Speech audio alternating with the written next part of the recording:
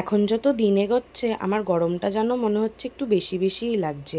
আর এই সময় গরমটা বেশি লাগাটাও স্বাভাবিক, তাই না বলো? হ্যালো এভরিওয়ান, আমার ছোট্ট একটা ভিডিওতে তোমাদেরকে আরও একবার স্বাগত জানাই। 2-3 দিন আগে তোমাদেরকে তো জানিয়েছিলাম যে আমার শরীরটা খুব একটা ভালো যাচ্ছে না। আসলে ওয়েদার চেঞ্জের জন্য না আমার আবার হট করে ঠান্ডা লেগে গেছে। তবে আগের থেকে আমি অনেকটা ভালো আছি। আশা করি তাড়াতাড়ি পুরোপুরি সুস্থ হয়ে উঠব। আজ জানো তো ঘুম থেকে উঠতে একটু লেট হয়ে গেছে, তাই সব কিছুই না লেটই হচ্ছে। যাই হোক, কী আর করা যাবে। তখন ওই ঘড়িতে 9:30 বাজে আমি ঘুম থেকে উঠেছিলাম, আর উঠে সমস্ত কাজ হাতের কাছে গুছিয়ে নিয়েছিলাম। ঘর গোছানো থেকে শুরু করে বাইবেল পড়া সব কিছু হয়ে গেছিলো।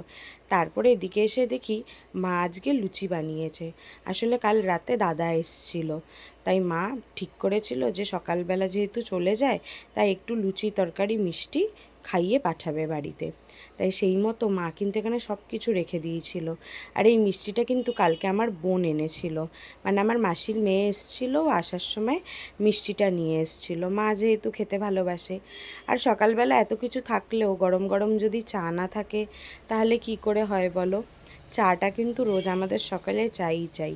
আর এখানে দেখো, আমি আমার আর মায়ের জন্য খাবার রেডি করে নিয়েছি, কারণ এখন তার বাড়িতে কেউ নেই, আজ সকাল সকাল সবাই কাজে চলে গেছে।